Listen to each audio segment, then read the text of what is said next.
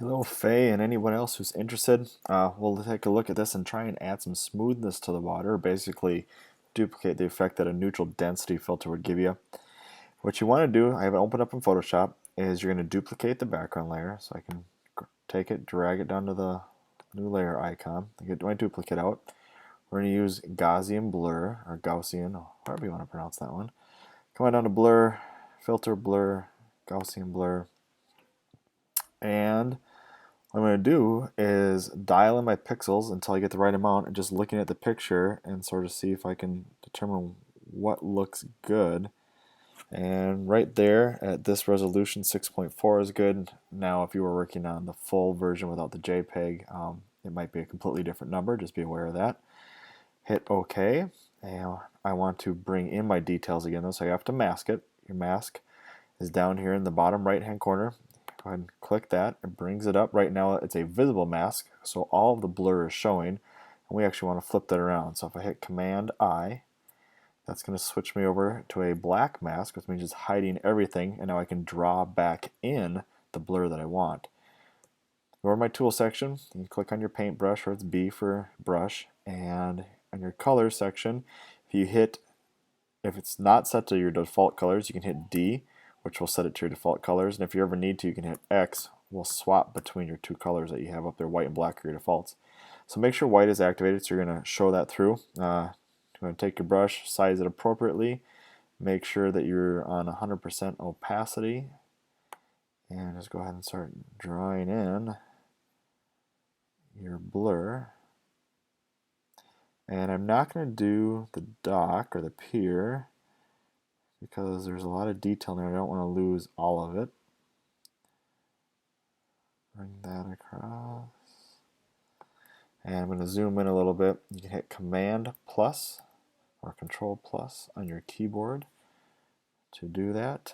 I'm going to downsize my brush, so I can go up to the brush tool here and control the size here by dragging my slider around. But in all actuality, what I like to do is use my bracket key. Next to your P key is your bracket keys. If you have your left bracket, you make it smaller. Your right bracket will make it bigger. And just bring that down to the appropriate amount. Another little tip is if you hit, I'm going to make it smaller again, Command minus, is if you hold the Shift key after you click on something, it draws a straight line. So I'm going to line my cursor up right here, click once, I'm going to come down to the other end, and I'm going to hit Shift and click, and it draws a straight line across there, so I don't have to try and draw straight through that. Now, I probably would at some point want to be more detailed and make sure my brush isn't as soft, so I can go and change my hardness up. And because my blur came onto the land a little bit, so I would hit X on my keyboard, which would switch my default colors right over here, hit X. Now black is active, which means it's going to block this out. I can do the same shift trick, click once, click again, and shift, and I get rid of that blur right over there. I make it a little smaller now that I have a harder brush, and I'm also going to, wrong colors, Command Z, undo, X to shift back to my white, and I can draw in. So you see right here, I'm picking up the blur from the pier, so I probably don't want that, so I'm going to undo that and leave that part not blurred and take care of that with a different blur later on. Command minus to zoom back out. I'm also not going to do this section here because I have the same problem where if I draw this in, the blur is taken from the midground and it's also taken from the pier, and I get this dark brown that I don't want. So Command Z to undo that. So this will be our first layer of blur. Actually, I'm going to do a little more. I'll do a little more right here. All right, so we're going to duplicate the background layer again. Grab it, drag it down, duplicate, move it to the top. So drag it to the top of the layers. Now it looks like the original again, because it is the original layer copied.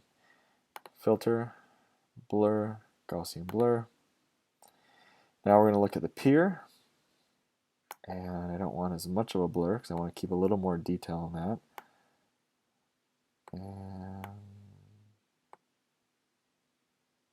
somewhere in there, maybe 3.1 in my case.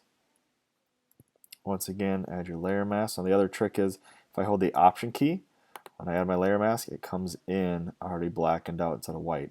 So 2 ways to do it. I can either add it normal and then hit Command I to inverse it, or I can hit Option when I click on it and that will fill it to black to start with.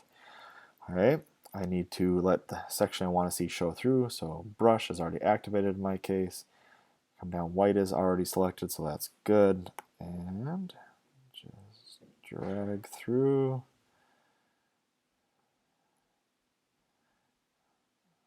Get my blur in there.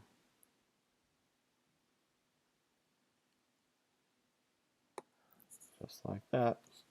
And remember too, is if it worked better for you, you could always come up to opacity now and adjust that, and you could filter back in a little more detail. So you can play with the opacity to change the effect of that blur also. It combines it with the layer below. Now we need to look at doing the little strip of land, or strip of water, sorry, between the pier and the land. Come down my background, drag it down to the new layer, make a copy, bring the copy to the top.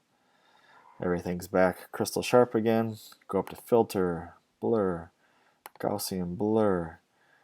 Look at the background, and it's going to be pretty light. Probably, all you want to do is just make it a little bit smooth. Probably about 1/8 in my case. Click OK. Hold down Option. Click on the mask. Brings everything back in. I'm now going to paint what I want to see. Brush is activated. White is activated. Left bracket key next to the P key to make my brush smaller. Command or Control plus to zoom in.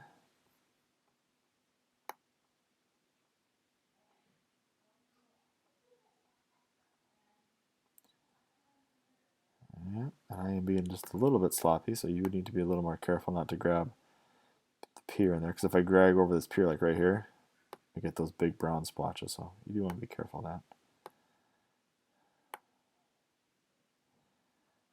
You come in here, do that. You got a couple strips in here. You can zoom way in, make your brush smaller. This is just the kind of stuff you would do, and take your time, be very detailed. You would do that.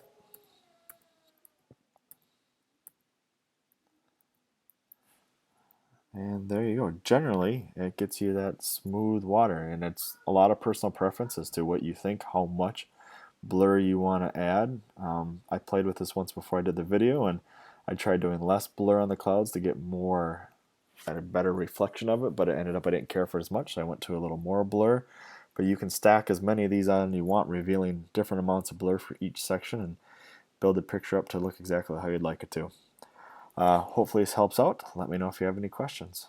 Oh, and by the way, I did mention using a motion blur. It did not work on this. Just to show you what that looks like. Duplicate, drag it to the top, filter, blur, motion blur. Now motion blur moves along a linear path, so you want to change the angle to wherever feels appropriate. Dial in your pixels, and you'd be looking at the water portion, trying to look for a smooth, but never really gets the smooth quality I would want for water.